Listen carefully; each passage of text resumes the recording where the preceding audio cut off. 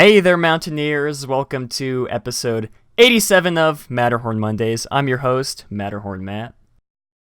And I'm Alex, the historian. And let's get right into the show. Remain seated, please. Permanecer sentados, por favor.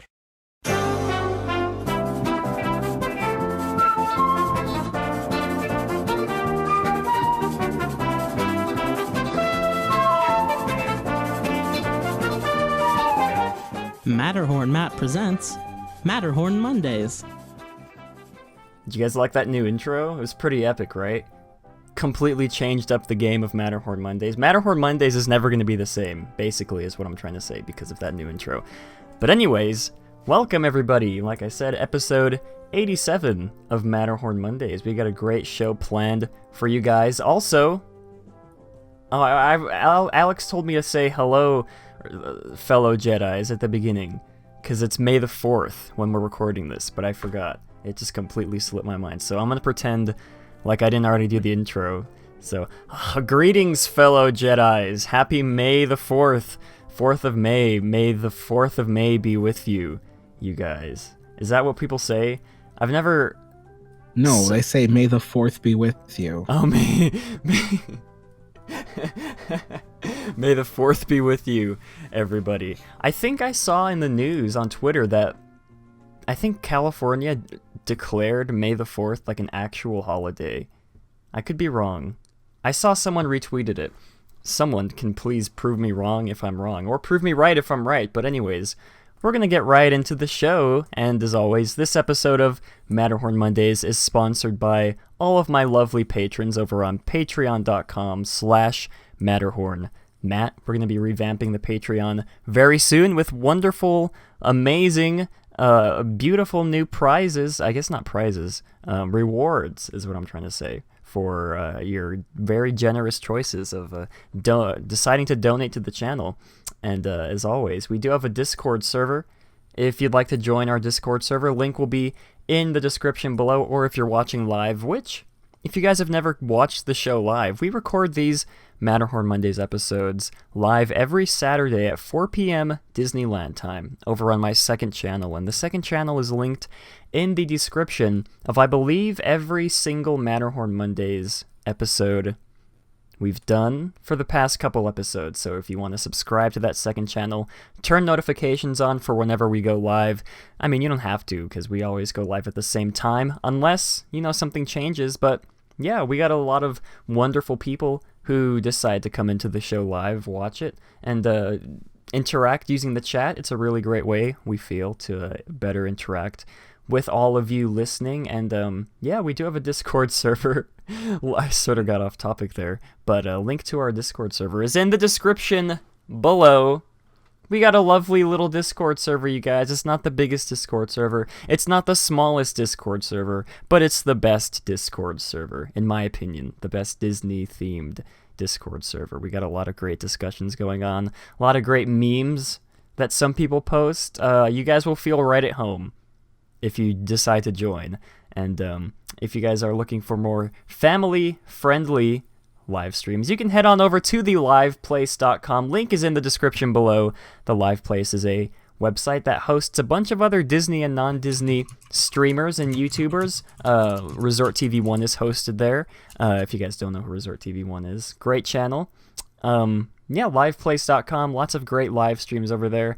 And like I said, if you guys are watching live, you can do !Discord to get the link to the Discord, !Patreon to get the link to the Patreon, !Donate if you'd like to donate directly to the stream, or you can do !Birthday to get the birthday link if you want your birthday to be said live on stream. We don't have any birthdays this week. We're sort of been going through a dry couple weeks here. I guess not a lot of people are born. But yeah, link to the birthday. It's basically just a Google Doc where you can submit your name and the date you were born. Link to that will be in the description below. And if I somehow miss your birthday, like if you submitted it, but I didn't put it on our calendar, then you can just comment on one of these comment on one of these podcasts, and I'll be sure to add it to the calendar if I miss it. And last but not least, we would like to ask you guys. I don't know why I feel so weird asking this. You guys can head over to our podcast over on iTunes, the iTunes store. Leave a review for us. Doesn't have to be a good review. Doesn't have to be a bad review. Just an honest review. I'd feel weird asking for 5 stars, even though this is a 5-star show after all. But yeah, head over to that. Link will be in the description below, so you can leave a review for the show. Every review helps, even if you don't write anything out in the comments. If you just leave like a 3-star review, it all helps, you guys. We're really grateful for everybody who not only leaves reviews, but also watches these episodes. Again, not just on the main channel, but also on the second channel, coming out to the live streams. And on that note, and don't forget, folks, I also have my own channel where I do history videos, and I secretly do podcasts that Matt has nothing to do with. Just kidding. I like breathed in too deep. I took like a too big of a breath, and anyways. But Matt, what if we use Android? You can still head over to the link. You don't have to have an iPhone to leave a review on the iTunes store. It'll just take you to the iTunes homepage, and then it'll also take you to the. It won't take you to the homepage. What am I saying? It'll take you directly to our podcast on iTunes, and you don't have to have an iPhone for that. You can also visit that website on your computer. You don't have to have a Mac for that either. You can have a Windows, any PC. Yeah, so I get the confusion there. Probably should have explained it a little bit better, but now you guys know. And on that note, we're going to get right into this week's episode of Matt Snaps, because I'm very thirsty. I'm thirsty for water, though, is the problem. But I don't want to get up and get water. So this is gonna, not that Snapple is like bad, doesn't taste good or anything, but you guys know there's like sometimes when you're just so thirsty that only water can quench that thirst. Do you guys know what I mean? I'm sure you do. But anyways. I thought you would have only been thirsty for Disney news. That as well, but I'm more thirsty for water most of the time. Because water tastes amazing. I feel like water doesn't say that. You have a Snapple on your back. Oh yeah, they sponsor your channel. I'll hide it out of sight. But you guys, I feel like water doesn't get as much praise as it does, because water tastes amazing. Even if it tastes bad, it doesn't. Obviously it won't taste amazing. But if you find like a good bottle of water, brand of bottle of water, or if you're just the tap water that you have just tastes really good, I feel like you should tweet to the water company and just say, hey, thanks for making the water taste so good. But anyways, we're gonna get into Matt Snaps. This is Mango this week. Decided to flip-flop from our normal Peach, but let's go ahead and get this Snapple ASMR going for you guys. That wasn't as good as a pop, but anyways. This is real fact number 375. A full moon is 9 times brighter than a half moon. Interesting. Oh, I just spilled it all over my mouse pad. Oh my gosh. All right. I'm going to have to soak that up with a tissue in a bit. But anyways, yeah, Snapple. If you guys don't like Snapple, go get some Snapple, I guess. Snapple's really good. We're not sponsored by Snapple, by the way. A lot of people ask us that. Maybe in the future we will be. Snapple paid Matt to say that. I can neither confirm nor deny that. But just kidding. But Snapple, if you're watching and you're looking for a flagship YouTuber to promote your brand, hit me up. My email is ytmatterhornmatt@gmail.com. I know at least one of you guys watched this. But anyways, we're going to get right into this week's news from the Peak, because we got a lot of interesting news to get through this week. And also, we got a lot of interesting topics to talk about after news from the Peak. We're going to be getting into a lot of Galaxy's Edge, recently announced Galaxy's Edge news, as well as we're going to be talking about the brand new Hollywood Studios logo that premiered a few days ago. So anyways, let's get right into this week's news from the Peak. We now present to you news from the Peak. That's the wrong screen.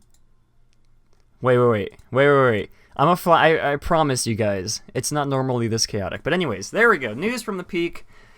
This is not a Mickey Mouse mouse pad. It's a Magic Eagle. That's like a gaming mouse pad. But anyways, we got a lot of interesting news from the Peak. Pieces of news to get to.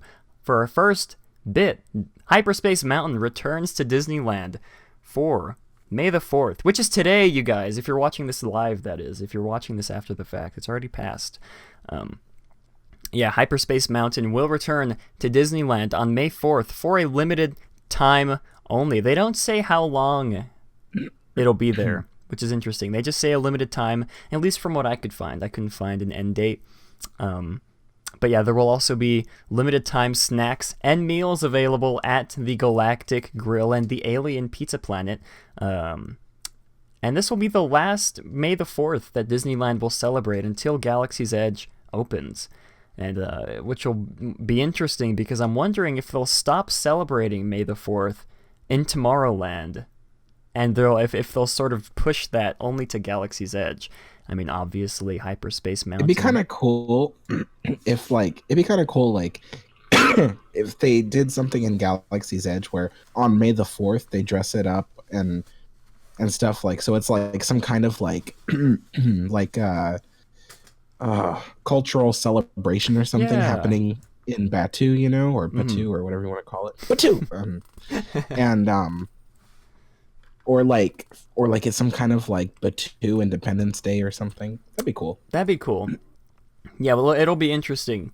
It'll be interesting to see that. I'm gonna be following this very closely a year from now to see if Disney does indeed bring back May the 4th celebrations for Tomorrowland. I mean, obviously, Hyperspace Mountain is a sort of fan favorite. I'm not sure if they'll do away with that. I guess we'll see. I don't know. Time will tell. But yeah, very interesting question to bring up. For our second bit of news from the Peak. Phantom Manor has finally returned, you guys. Finally returned after a 16-month refurbishment in Disneyland Paris. And new changes include a refurbishment to the main entrance. The stretching room includes new artwork that stretches. I don't really know the lore of Phantom Manor all that much, so I'm just reading these with like no context as to what they mean because I've never seen the Phantom Manor, actual attraction. And a controversial change that they made.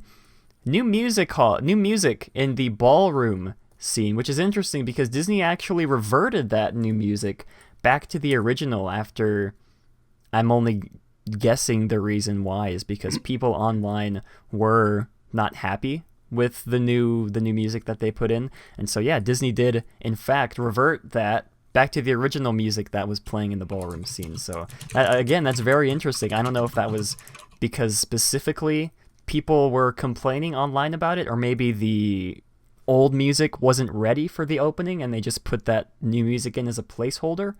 Again, it's very interesting, but for all you Phantom Manor fans, give yourselves a pat on the back. You waited this long, 16 months, your baby is finally back. Very happy about that. Oh wow, 16 months? Yeah, 16 months refurbishment. It doesn't feel like it's been that long, but it has. It doesn't feel like they did much difference. Like yeah. 16 months for a few projections and that was just kind of weird. Like it is very interesting. Again, I've never seen Phantom Manor on YouTube or in person, so all you purists of a Phantom Manor are gonna have to type in the comments below what your opinions are on of these new changes. And for our last bit of Disney news, almost kind of fitting for May the 4th. I mean, this didn't happen today. It happened a few days ago, but legendary actor Peter Mayhew, who played Chewbacca throughout the entire Star Wars saga up until The Force Awakens, has very sadly passed away at age 74. And can we get some F's in chat, you guys, for Peter Mayhew? Seemed like a very nice guy, very sweet person. I don't know him personally, but yeah, very sad about this. His family did release a statement on Twitter, which I'll link in the description below. But yeah, big F's in chat, you guys, for Peter Mayhew. He's been hanging in there all through the original trilogy up until The Force Awakens. I don't know who's going to replace him for Chewbacca, or I'm sure they've already found someone to replace him. I'm sure. In honestly, with the past couple decades, Peter Mayhew, his role as Chewbacca in the films, has really like been minimal because of his health, his declining health. Yeah. So technically they already had someone who was kind of helping him play Chewbacca. Oh, okay. So that person's probably going to be 100% Chewbacca from now on if they ever use Chewbacca in the movies and stuff again. But you know what I wonder is, like, did Peter Mayhew, was he involved in the 9th Star Wars movie since it hasn't come out yet? Like, was Chewbacca? I can't even remember if Chewbacca was even in the 8th. The last, what's the name of that movie? The last Rian Johnson film? No, it's the last Jedi. That's right. I don't even remember if Chewbacca was in that movie at all. It's been so long since I've seen it. T-Well says he thinks Peter Mayhew retired after The Force Awakens, so that's okay. I don't know if that's true. T-Well could just be saying that. So, if you guys would like to confirm or deny whether or not Peter Mayhew was in any Star Wars films after The Force Awakens, you can comment down below. We'll take T-Will's word for it. He's pretty reliable when it comes to this kind of stuff. But yeah, that does it for this week's segment of news from the Peak. And that brings us to our brand new segment that we introduced a few weeks ago, Alex in the Parks. And there are quite a couple big changes made to Disneyland this past week. So Alex, why don't you take it away from here? Wait, I didn't list which ones I would be talking okay. about. It's wait, I have it listed here. The new Disneyland rules that went into effect on the 1st, and the wait times board at the hub that is missing. And also the chocolate. Oh yeah, the chocolate too. Yeah. Oh yeah, that's like the biggest one of all. Okay, so maybe I'll save that one for last. Okay, so so first thing is, on May 1st, a bunch of rules that Disney had announced a month prior were put into effect just a few days ago. So one of those rules is oversized strollers are banned from the parks. Any stroller that is over 32 inches wide by 51 inches long is not allowed in the park. Now, what's really interesting about that was I was there on May 1st when they were doing that, and so I walked up, and right there on Harbor Boulevard, like before you even got on resort property, they had like a big sticker on the ground of a rectangle the size of the maximum stroller size, and they had a cast member staffing it who was asking people with strollers to walk up and put their strollers over it so he could measure it. And it was like really funny because as I was walking, like the cast member was like, "Oh, excuse me, sir," or "Excuse me, ma'am, can I see how big your stroller is?" and blah blah blah. But people kept ignoring these cast members. They're just like, "Oh no, thanks, we don't want anything," and they just kept going. And really? So, yeah, it was hilarious. Like I don't think the guests even knew like what in the world was happening. But yes, so they have those things. Anywho, so that was the first thing, and it didn't go so well on day one because it,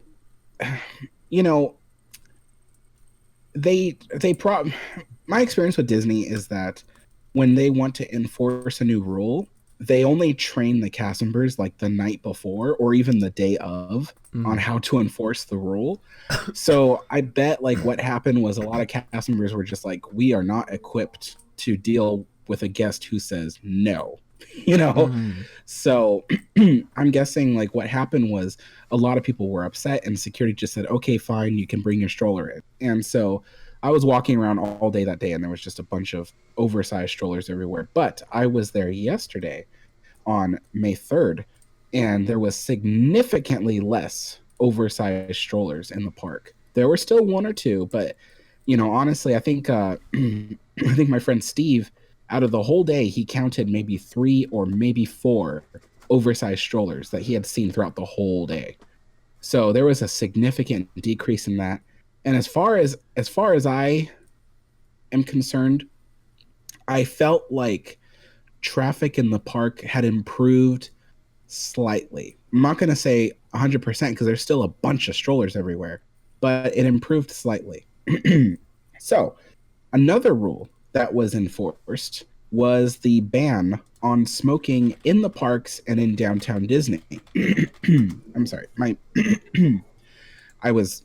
I had a scratchy throat the other day, and it like led to me coughing. And then yesterday I was live streaming and I was just like talking really, really loud, and I ended up losing my voice. So right now I'm like kind of like I feel my voice is like really messed up right now. So okay.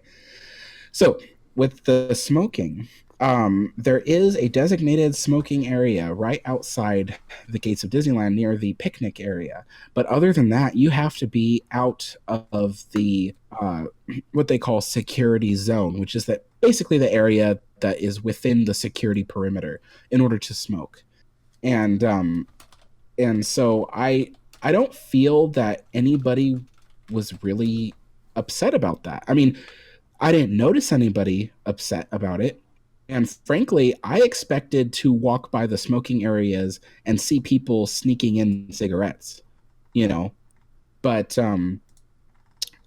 yeah, I didn't see any of that. Like it was as if Disneyland never ever had smoking sections at all. Huh. And that was like really cool. Like people just took it so well, you know. So so yeah, I think that's an improvement. And then, you know, now when you walk by Big Thunder Trail, there's like no signs of that there ever was a smoking section there. There's these tiny little cards on the lampposts, and the lampposts used to have these cards that showed a picture of like a cigarette, and it said like something along the lines of smoking area. And but now today, those exact cards, those exact signs show a crossed out picture of a cigarette, so it shows no smoking. So yeah, so everything is going according to plan when it comes to that. So that was the new rules. And then what was the next one? The new this wait time sign that's gone and right. Right. So there's been a lot of construction on the hub, and they've been reducing the size of the planters there in order to create more walkway space as well as more standing room space for like the fireworks shows and things like that. One of those planters and areas was where the guest relations wait time board was, and it went under construction for about a week or two, and then it came back just the other day, and now the wait times board is completely gone. In its place is a smaller planter with a what do you call it? Like a kiosk almost. Yeah, like a little kiosk that they stand. Oh, there's a video. Like a little kiosk that they stand by. And it's actually pretty cool because I was in guest relations and I did work at the wait times board. And let me tell you, even back in 2011, the wait times board was completely useless because even that was before the park app. Honestly, the problem with the wait times board was it's completely like adjusted by hand, and the only time you can get to adjusting the wait times, because they constantly fluctuate like drastically between 5 to 10 minutes sometimes, or even up to 20 minutes depending on if a ride went down then came back up. Our job as guest relations was once in a while we were supposed to check a special we had a special page on our electronic devices. It was a computer. Back then it was a computer, and then we switched to Blackberries soon after that.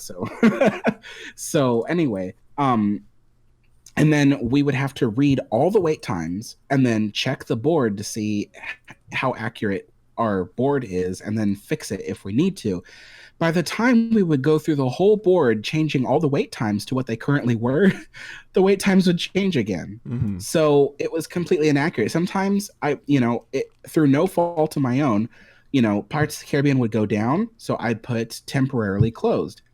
But then I'd have to help a few guests out. Next thing I know, some people come running up to the kiosk and yelling at me because like they're like, oh, like we skipped this ride. It was down at the time or whatever, and we thought it was down because your board said it was down, but the whole time it was actually running. And then next thing we know, we go back when the wait times board says that it's running again, and we go there and it's down again. And I'm like, I'm really sorry. Like, there's nothing I can do. Like, I check our little web page as often as possible, but there's just no way to keep up with it when we have to answer all these guest questions. So it was just a useless board, honestly. And it just took up space and took up paint. Anywho. So yes, I'm glad it's gone. And honestly, with the Parks app, everything is fine. So, is my voice lagging? It sounds good. It just might be Chris's internet connection, but it sounds 100% good on my end. Okay, Chris. Yeah, it's your internet. You have bad internet. You should change internet. No, I'm just kidding. Okay, so finally, the news we've all been waiting for. The news that's taken 10 years in the No, not 10 years. I was at Ghirardelli Chocolate Shop and Soda Fountain yesterday, and they were once again passing out chocolate squares. And it's just like really cool because they had stopped doing that for a while and nobody really knows why. One can only guess that it just costs a lot of money to make all that chocolate and hand it out for free. But no official reason was given. So anyway, we're back there yesterday and they're handing out chocolate squares. And so I guess it's back now. So yay, everybody. Chocolate squares again. Like I said, that is the biggest news of the weekend. Because I remember we did cover that a few months ago. I think back in February, maybe, where they did announce that they'd stop giving out the chocolate squares, which was the only, besides the free pieces of sourdough bread, those are the only main reasons to go to that part of the Pacific Wharf. I mean, if you like the food that they serve there, that's completely different. But yeah, DCA worth visiting again just because of those chocolate squares. If you've been avoiding DCA for the past 20 years, you should definitely just go to the Ghirardelli and get some chocolate, some free chocolate. But I want to mention something about the wait times board. I think it's interesting that Disney didn't decide to update that to like a digital board so all the wait times could be accurate. I mean, I'm sure it would cost more than, having a cast member. It's funny you say that because while I was in guest relations, there was talks of Disney actually updating the board to digital. What was I gonna say? This was in 2012 when they were building Buena Vista Street, and they were gonna have a brand new guest relations kiosk there. And the idea was it was going to be digital. So Imagineering was telling all of us, like, oh, yeah, you're going to have a digital wait times board. But then, like, really last minute, like, just before they opened the Buena Vista Street information kiosk, which opened before Buena Vista Street, they told us, yeah, we're not doing digital because it just doesn't fit with the time, the time frame, like the setting. And so they were like, it should be like, what's the word? Like it should match the time frame setting of Buena Vista Street. So what they did do was they put like these number rollers in the wall. Oh, yeah. So when you have to change the time, instead of having to go through a drawer full of magnetic, what do you call them? Like placards. Yeah. Which, believe me, was a pain in the butt because they would all stick together and you never knew which one was which time. And you had to just go through all of them while they all stuck together and figure out which one was the time you're looking at. By the time you were like halfway through the stack, you're like, wait, what was the time I was looking for? And then you find it. And then you're like, oh man, the ride time changed again. So anyway, they put in these rollers, and you just push the roller, and then it changes the time because the time is painted on the rollers. I'm going off on a tangent. Anyway, so with them canceling the idea of a digital board in DCA, they also canceled the idea of a digital board in Disneyland for the same exact reasons. It just doesn't digital stuff just doesn't fit in with Main Street. I don't buy that. They can find a way to make it themed to the same, sent time period, even though it's a digital board. I'm sure they could find a way to theme the screen at least to make it look like it's one of those like rolling things, when in reality it's a screen. I'm sure they can find a way to do that. That's just, I don't know. I just don't buy that from them. But the other thing too that we had to consider was during the fireworks shows we had to close the information board. And when we did that, we had a lot of vandals because it was completely unattended. People would try to break in to our booth and stuff like that and try to like take stuff. And it was like, that'd be a good souvenir. I don't blame them. I mean, wow, man.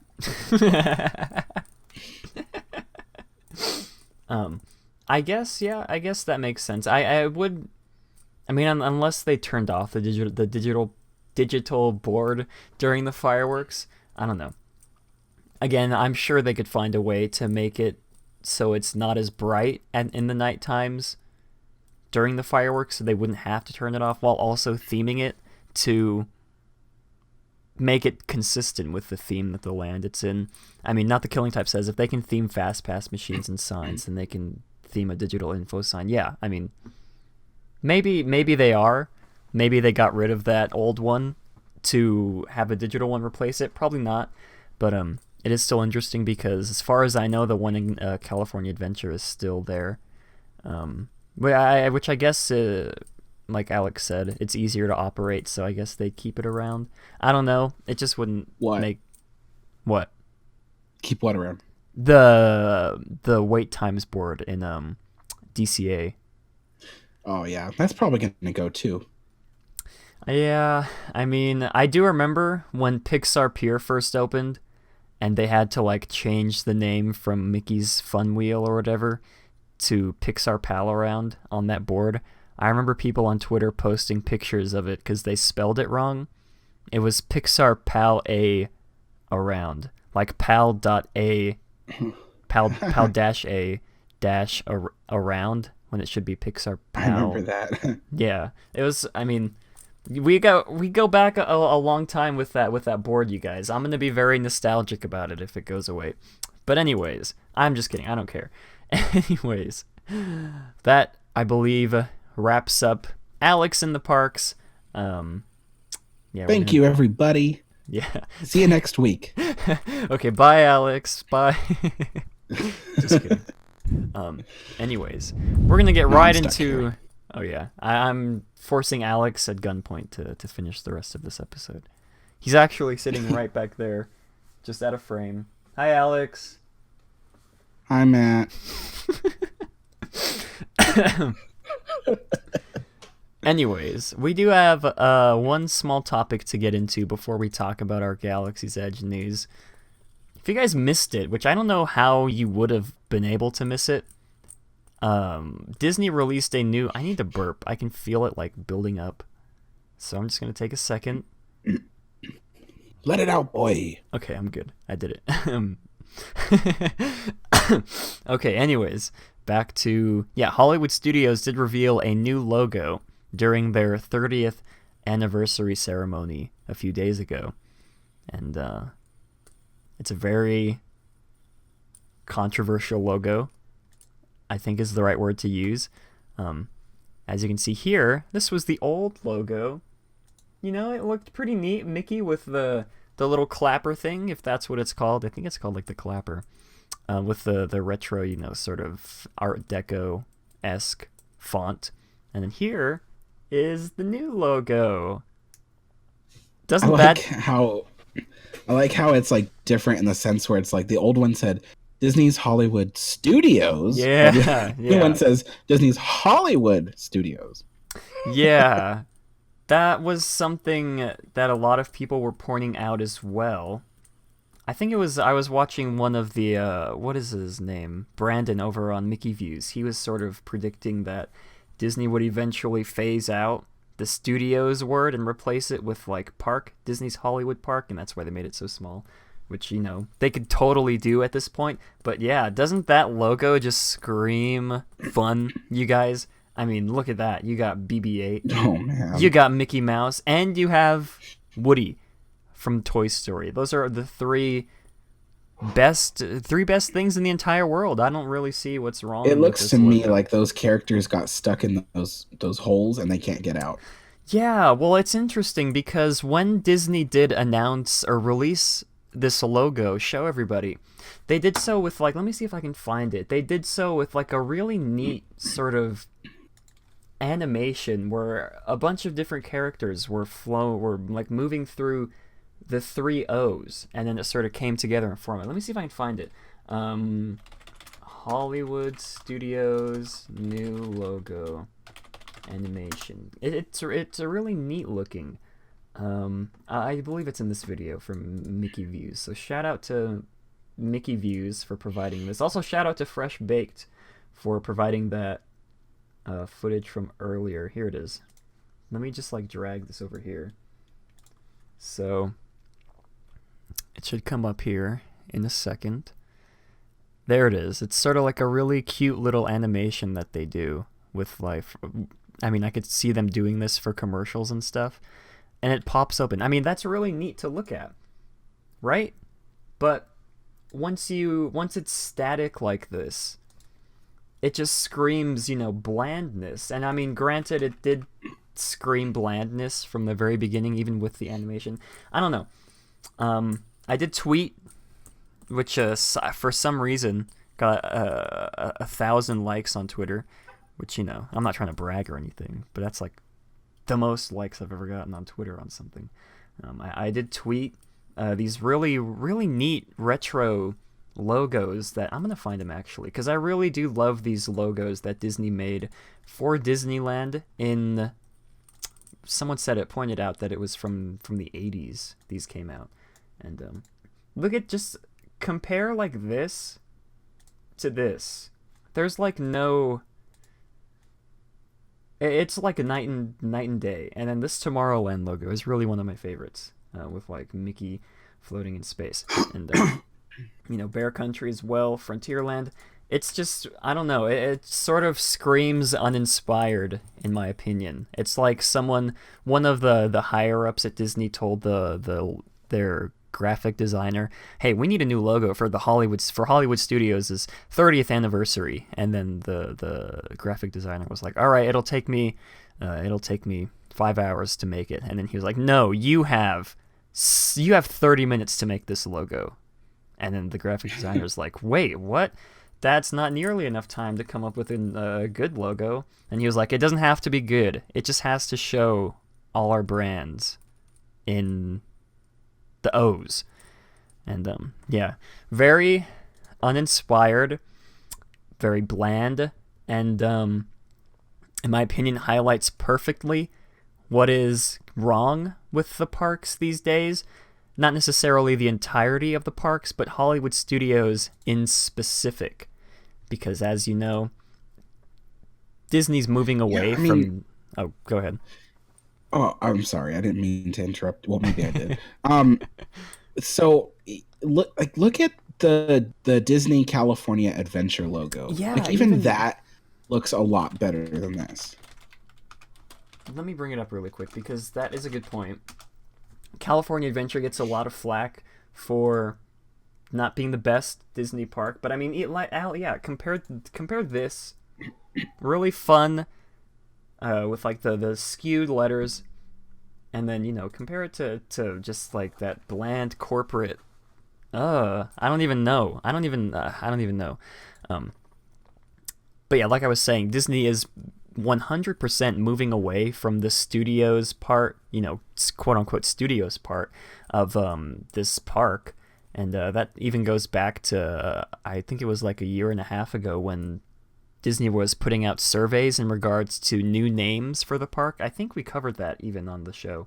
And, you know, all of the names that they put out there in the survey had nothing to do with, like, the studio aspect of it. And, you know, even back... This is weird. What's up? Oh, I'm sorry. I keep interrupting you. I keep thinking that you're done talking, and I'm like, okay, insert what I want to say. And then it's like... And you're like, and also... So I was going to say really quick that I just noticed, like, all of the text in this logo is just flat black. Yeah. Mm-hmm. That's all I want to say. Oh, well... Yeah, I mean, that is an interesting thing to point out as well. It's just so... There's, like, not a word to, like, describe it. I guess I'd personally describe this logo as, you know, bland, uninspired, corporate, I feel like would be a good word to put out there. It's a very corporate, you know... This will be... look modern enough to I don't even know what I'm trying to say, but you know, even back when Hollywood Studios first opened, when Michael Eisner was coming up with the idea for Hollywood Studios, he didn't come up with this park to try and celebrate, you know, the history of movies, even though that's what it seems like. He pushed for Hollywood Studios to beat Universal in Florida at their own game, and you know, in some ways they did. But, you know, from the very beginning, Hollywood Studios was not necessarily built out of a love for vintage Hollywood and vintage, you know, films like that, as a lot of people portray it to be. Why was it called Disney's MGM Studios? I mean, well, yeah, I guess that is a good point to bring up. Yeah, it wasn't always called Hollywood Studios, it was MGM Studios. But yeah, even, you know, back then, a lot of people do portray this park to be in celebration of films, and that's why a lot of people were sad when the Great Movie Ride went away, because, you know, the Great Movie Ride was really the anchor attraction in MGM Studios, Hollywood Studios, that still sort of held on to that core, that belief in celebrating the past of movies and even the future of movies. But you know, like I said from the very beginning, that was not the point of the park. Even though, you know, some Imagineers may have put passion into the park, may have put their passion for old movies into the park. I mean, you can see that from the Great Movie Ride itself. It's a really wonderful tribute to a bunch of really important films of the past however many decades. But yeah, it's just very interesting to see Disney shift from that to what it is now, which is basically a big collection of IPs: Star Wars, Indiana Jones, Toy Story, and, you know, now coming in the future, Mickey Mouse with Runaway Railway. It's sort of like a Frankenstein's park, almost the same way that California Adventure is.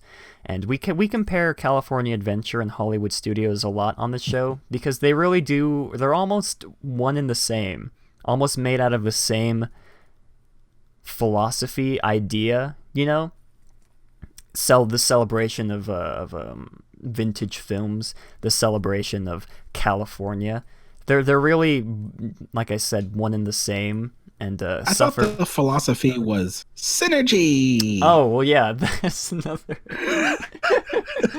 Oh my gosh, yeah, that's another. God, that word is like ruined for me. Synergy. It just like makes me cringe whenever I hear it. Thanks, Eisner.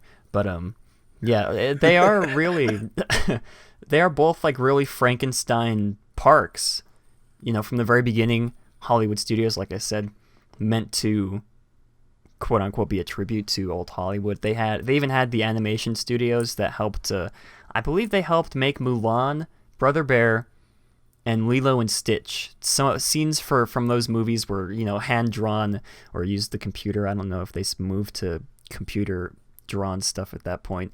They did those in Hollywood Studios, you know, like to compete with Universal Studios, which was, you know, the main focus of Universal Studios in California and in Florida was to sort of film TV shows and films on their backlot, show people the behind the scenes when it comes to making movies and stuff like that. But, since then to now, it's shifted, like I said. They closed the studio backlot tour however many years ago. I think it was like 4 or 5 years ago at this point in Hollywood studios. They've sort of basically erased every trace of the original Hollywood studios from the park. Like the last and main one being the Great Movie Ride, getting rid of that. Along with the tram tour, along with the animation studio tour. I can't even remember what other parts they had. But I have a theory as to why all these Hollywood style theme parks are going away. So up until I'd say maybe just a little over a decade ago, all this time people have been obsessed with how Hollywood creates these amazing movie sets and live action scenes and things like that. It's just amazing to think about the city of Rome that was reconstructed for, the movie Cleopatra, or when it comes to Disney, seeing the movie sets there, for Pirates of the Caribbean or something. I remember that was a huge thing. People were riding the Universal tram tour just to see the sets for Pirates of the Caribbean. Oh yeah.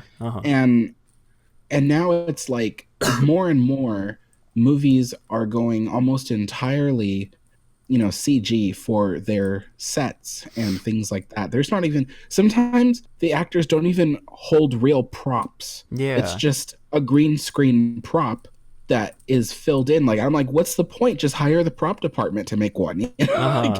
But in any case, it's all this CGI, and it's led people to not be interested in actual movie sets. So now today, when there actually is a movie built with an actual movie set that might look cool and show off on a tram tour or something, there's no interest there for people to see it. I mean, people don't even like to see the special features on their Blu-rays anymore. Yeah. One, because they don't have Blu-rays, but two, because people are because lately, in the past 10 years or so, all the special features and the behind the scenes makings of movies have all just been, oh yeah, we use CGI. Yeah, exactly. There's no magic in it. There's no wonder or enchantment. It's just, oh, we did everything digitally, and now there's no reason for you to be interested in how we did it.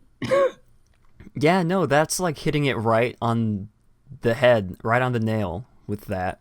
It's almost like the whole thing that these two parks, Hollywood Studios and Universal Studios, were made, they're made as in celebration of the films.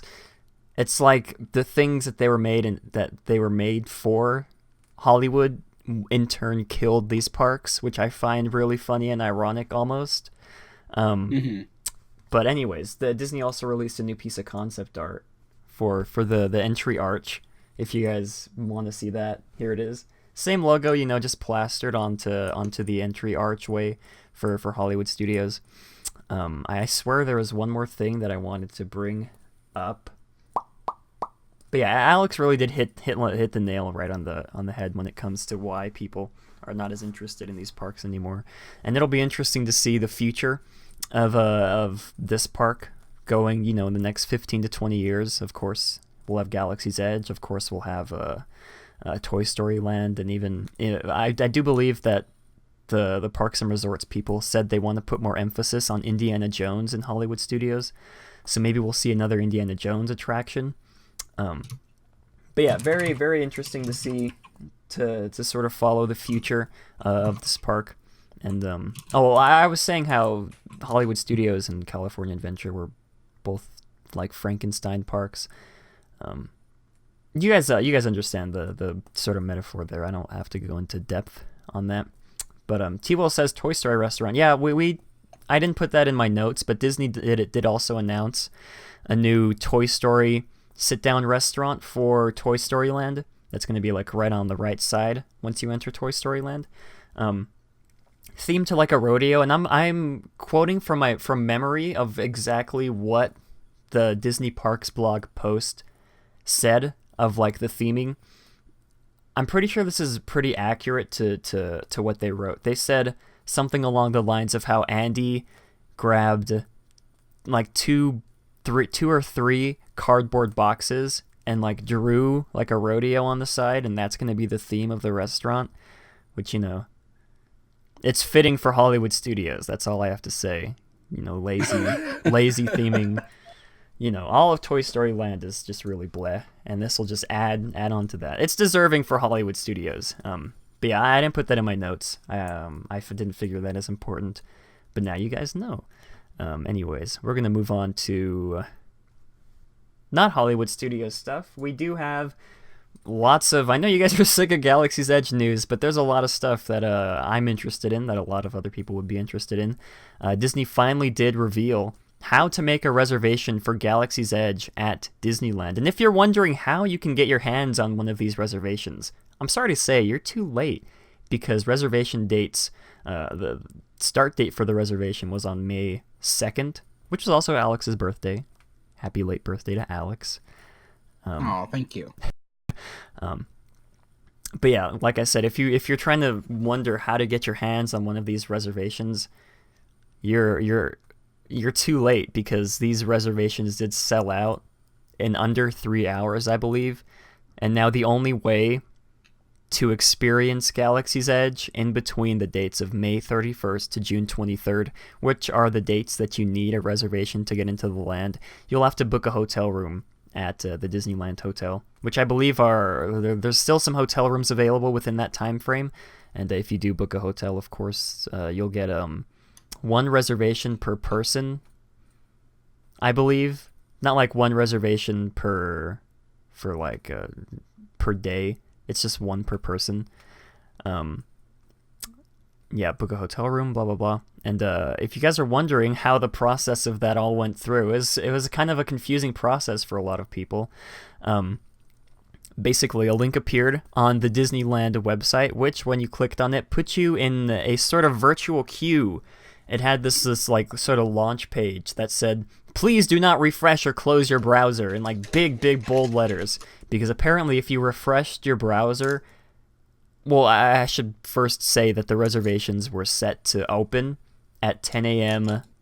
Disneyland time, Pacific time, is when the reservations were set to go live for guests. And I guess a lot of people were sort of refreshing their pages once it hit 10 o'clock to try and get the reservation, but, you know, in big bold letters it said to not refresh or close your browser. Because apparently what I'm hearing from people on Twitter, once you opened the link on the Disneyland website, you're put in the queue, like I said, and guests were randomly selected. And the website allows one registration for every 2,000 refreshes, is what I'm hearing from people on Twitter who, you know, have connections on the inside. So basically the web page would refresh every few minutes, every few seconds, and I guess every 2,000 or so refreshes of people's computers, a person would be allowed to get a reservation. I don't know how true that is. Again, I'm just going off of people on Twitter, but once you did get to the reservation screen, you were allowed to add up to 5 additional people, which is kind of weird, because 5 additional people is a lot. If they sold 1,000 reservations for maybe May 1st, and if every single person decided to add 5 additional people, that's, instead of 1 person per reservation, that's 6 people per reservation. So instead of 1,000 people getting into Galaxy's Edge, that's 6,000. Am I doing the math right? I think so. I don't know. Yes, you are. Oh, yes. Okay, I was really worried that I was going to get that wrong. But yeah, it was interesting. I didn't expect them to allow up to 5 additional people to add to your reservation. I was expecting maybe like 2 or 3.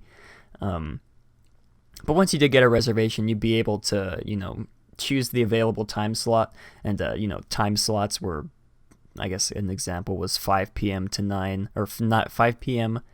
to 9 p.m. on, say, May 31st is when you got your reservation. You know, they came in blocks like that. And I do believe a majority of people were able to get reservations for opening day. But, you know, some people ended up having to settle for June 23rd, the very last day of the reservation. And yeah, if you did end up getting a reservation, each adult guest must bring their photo ID to get into the land. And sounds like there's some R&B going on in the background. No, it's the show Our Planet. Oh, okay. Oh my gosh. But yeah, I think children under 3 did not need a reservation to get into the land, because they don't have photo IDs. You can't give a photo ID to a baby. Silly. Yeah, and so that's that. And Alex actually did get a reservation for Galaxy's Edge. So why don't you sort of detail your experience when it came to waiting to get your reservation, and when you actually got the dates for it? Okay, so I was, I got on the website at 8 a.m.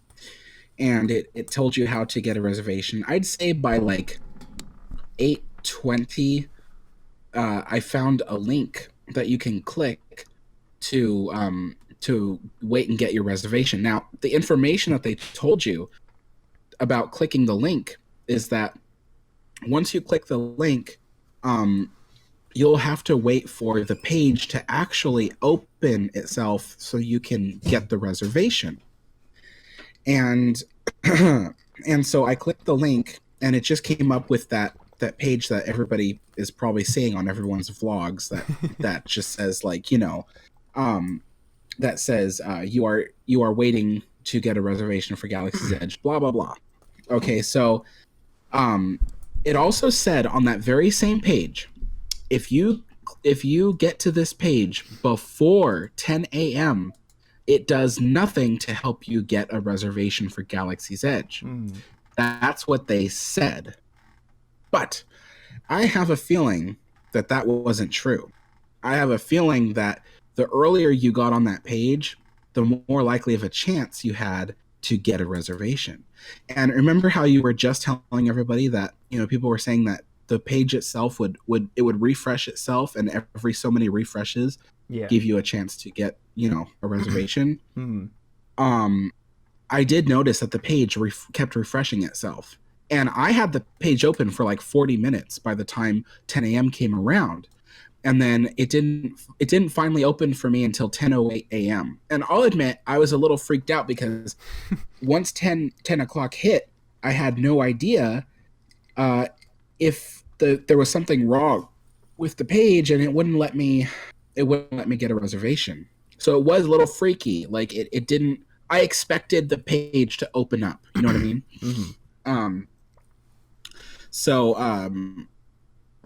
Yeah. So anyway, so 10:08 came around. The page opened up, and it showed me the way to get a reservation. And what's funny was I saw all these selections for May 31st, which is the first day that Galaxy's Edge opens. And there was still the first slot available, the 8 a.m. to 12 p.m. slot. And so immediately I was going to click on it. But then the very last second before I clicked on it, I thought, oh, geez, you know what? Like, what if my friends don't want to be there at 8 a.m.? Like, what if, like, what if like we're waiting in line to get into the park and we still haven't got into the park yet? Yeah. You know what I mean? So I was kind of like, oh man, we'll miss our slot if we don't get into the park by then. So anyway, I texted Chris from LMG Vids, and Chris was like, are you kidding? No, 8 a.m. So I was like, oh, okay. I went and I clicked 8 a.m. and it told me, oh, this reservation these are all booked out for 8 a.m. And I'm like, no. And so the next one was 11 a.m. and I quickly clicked it and I got it. So I did get my reservation for 11 a.m. I put 4 other people on my reservation list. So there's Matterhorn Matt. There's Chris from LMG Vids. There is my friend Eric and also Mateo, though I think Mateo is actually going on a different day with his better friends. Oh, And Mateo, so- come on. yeah, I know, right? Yeah, Mateo. Anyway, but Matt himself promised without a doubt that he will be there with me on opening day of Galaxy's Edge. He said there's no way he's going to miss it, and that there's there's no force on earth or heaven that will stop him. So, isn't that right, Matt? Well, I'm gonna try my hardest to be there. May 31st is on a Friday, so I might actually be able to do it if I fly in Thursday, go Friday. Technically, you'd have to get in line on Thursday because I'm about to get to that. Oh my. So, Okay, continue then. Gosh, I'm scared. Oh man. so there's no official word yet as to people who are showing up on opening day. Disney hasn't said anything as to what you should do to show up for opening day. The second day, the third day, even the last day of the first month, they don't have any information on that. But the very first day is when everybody wants to be there. All the vloggers want to get their vlogs in, all the people, everything. Everybody wants to be among the first. So I did some research. I wanted to see, what does Disney do about people who want to flock into Disneyland on really special days. And so I looked up the events, the the things that happened or went wrong during the 60th anniversary 24-hour kickoff party. And what I discovered was that people were lining up starting at 3:30 p.m. the day before. Oh my! And they had basically camped out overnight in the bus terminal area of the resort, and the line continued to stretch down Harbor Boulevard. But yeah, and so from what I learned is that people were allowed to have their tents and their folding chairs and their blankets and their towels, but around 4 a.m. the morning of the event, they asked everyone to get rid of their tents and folding chairs and towels and blankets. And as soon as everyone did that, Disney let them into Main Street around 4 a.m. to start lining up. So Main Street became a holding area for all these people. And I estimate, and I heard it's the similar thing happened for Disney's 50th anniversary. So I'm estimating that for Galaxy's Edge, it might be the same deal, where probably around 4 a.m., Disney will let us into the park to wait. But other than that, we may have to line up until the day before that. So that's what I heard. Well, I could see that being the case for things like the 24-hour celebration thing, but I feel like that won't really have to matter when it comes to this, because Why? you still have the reservation to get into the park, don't you? So you're guaranteed to get in. No, right? no. No, okay. That's the thing a lot of people are mistaking. Just because you have a reservation for Galaxy's Edge does not mean you're getting into the park. Oh, into the park. Oh, I see.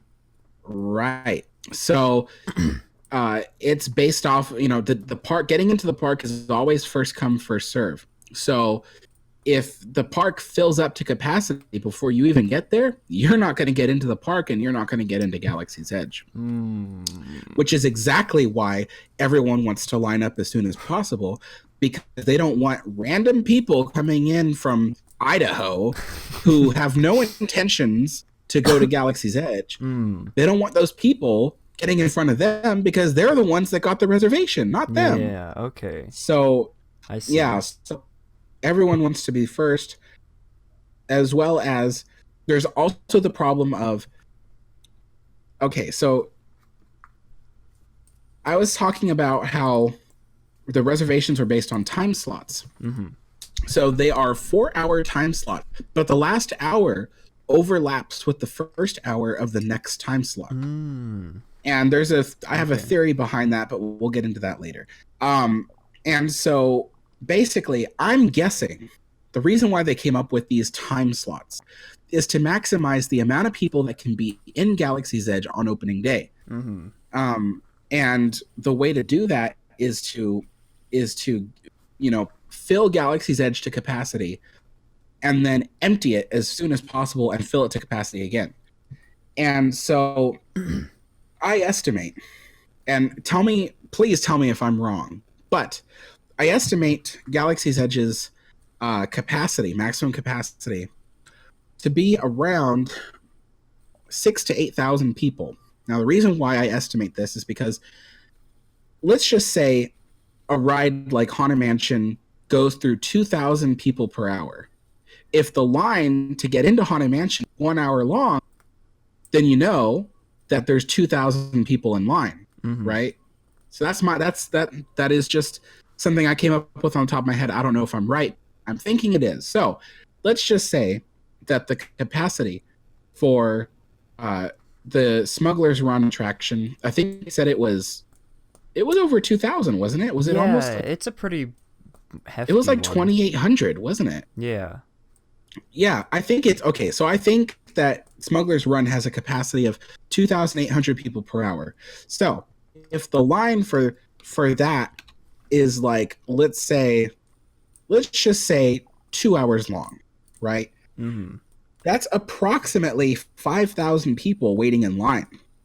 Not to mention, you have a few thousand people walking around the land itself, which might be up to double that. Up to, I say. So I'm guessing that at the moment, with the one ride operating, that Galaxy's Edge probably has a maximum capacity of around 8,000 people, which might go up again to around 10 to 12,000 when Rise of the Resistance opens. So if that's 8,000 people in a 4-hour time slot, and then they fill the land up several times a day, we're probably looking at close to like 30,000 people visiting Galaxy's Edge on the first day. I'm just spitballing here, but probably around 30,000 people on the first day of Galaxy's Edge's opening. Now, the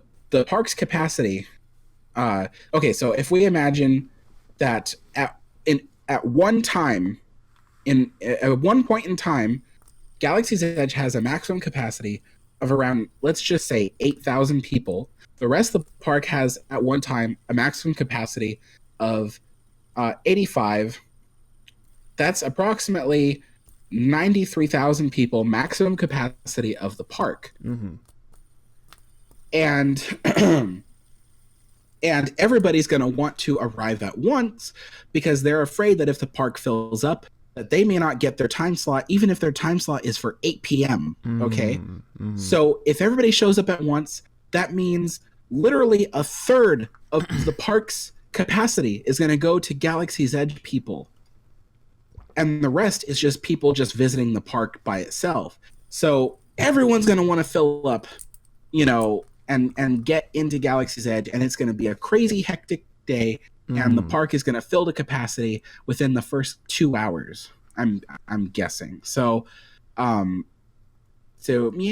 I think it's kind of like New Year's Eve, where like you would think that the park reaches capacity late at night, but it actually reaches capacity early in the morning because everyone wants to make sure they're in the park before it fills up. You know what I mean? Yeah. So, gosh, that was a long-winded explanation for you're wrong. Well, that is gonna be interesting. I don't even know. I'm excited. Even if I don't end up going, I'm excited to see Alex's videos. I'm excited to see everybody else's videos. Chris, too. I'm hoping I can go. Again, I'll try my hardest to be there. Maybe I should sort of rearrange my plans then. Maybe I'll get the earliest flight I can. Get there. Get to California at like... I don't even know. I don't know what the earliest flight available is. I'll have to look into it. I haven't looked into any of this. I probably should at some point in the future. But anyways, So, where else were we? I completely lost my train of thought. Well, we do know that guests will need their photo ID to get into the land, which I don't know if they're going to be checking the photo ID. I'm assuming they're going to be checking the photo IDs and their reservations at the entrance of Galaxy's Edge, because we still don't know how that part is going to go down. We already got through the reservation part, making sure you can get into the land itself. But we still don't quite have an idea of how cast members will check those reservations as well as your IDs. And I'm guessing Disney doesn't know either. Because from what Alex has been telling me, however long I've known him, Disney likes to train their cast members on this. I think you even said the night before, for something we were talking about earlier, which I can't remember off the top of my head. I'm guessing it won't be... It was the strollers. Oh, yeah. The strollers. I'm guessing it won't be to that extent when it comes to this, because, this is way bigger than banning a certain size stroller.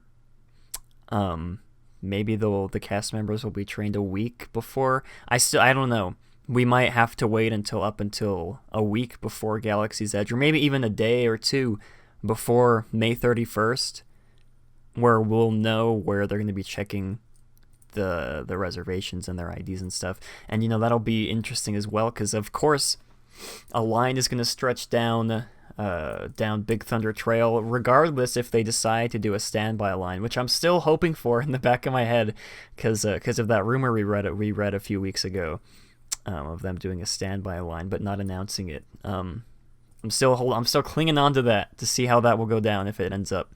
But regardless, there's gonna be a line down Big Thunder Trail of people with their reservations trying to get in on their time slot. And it's lines are limited to the amount of cast members they have, how fast the cast members can, I'm guessing they're gonna scan their tickets or something, check their photo IDs. That's probably the most likely scenario, unless they have. I'm sure they wouldn't go the route of having a fast pass scanner to do that, because people could easily skip past that, and cast members would be easier to turn people away if they're trying to sneak into the land when they don't have a reservation. So yeah, we're still waiting on that. It'll be interesting. Like I said, these next few weeks when it comes to Galaxy's Edge, and I know there's people in chat, Nate is saying to not talk about Galaxy's Edge anymore because it's boring. It's getting, I said this last week as well, Galaxy's Edge is sort of waning on my interest. But, this is the home stretch, you guys. We've been talking about this.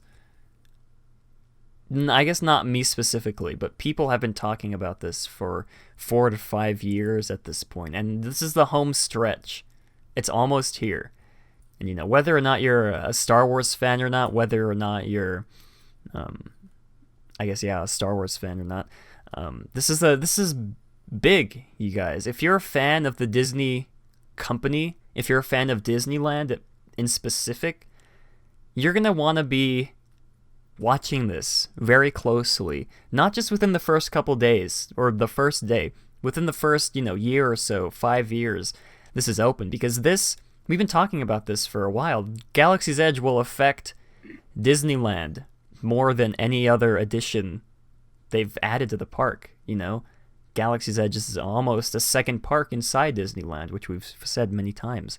And if this goes over well, if people don't start to lose interest within 5 years, which I don't think they will, I'm sure people said that about Cars Land as well, and Pandora. Look at those are still popping. This will be a big sign for where the future of the company will go if it, turns out to be a huge success. If it turns out to be a big flop, I really do suggest keeping an eye on this for the next however many years to come, 5 to 10 years. And I do believe on that note, we do have one more teeny tiny bit of news, because I do have somewhere to be after this, surprisingly. I don't normally sit in my closet watching YouTube videos 24/7, as some people may suggest. Disney did release the symphonic suite for Galaxy's Edge on Spotify, Apple Music, YouTube, basically every single streaming platform there is. If you were waiting, if you came to the stream on first start, I played it. It was the first song that we play, because I do play music. I start the stream maybe like 15 minutes early and play Disney music for everybody to wait. I played that. Sounds really neat. I'm guessing, it's obviously not the full soundtrack. I'm just wondering when they'll release the individual tracks for the land. Because, I'm sure they're not going to have that 1 5-minute song on loop in the entirety of the land. They're going to have, smaller song loops that they'll play in specific parts of the land, like they do for every other land in Disneyland and basically any other Disney park. It's really neat. I'll link it down below for you guys. I really do like it. It does, really. I don't know how to describe it. It really, I feel like, captures the essence of entering Star Wars, I guess.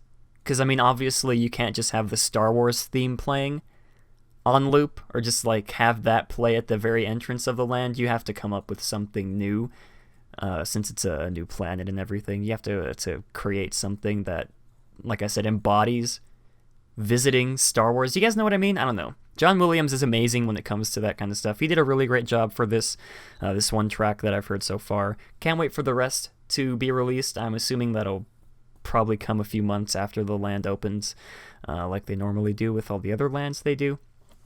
But, Alex, do you have any closing thoughts you'd like to say on anything Galaxy's Edge related?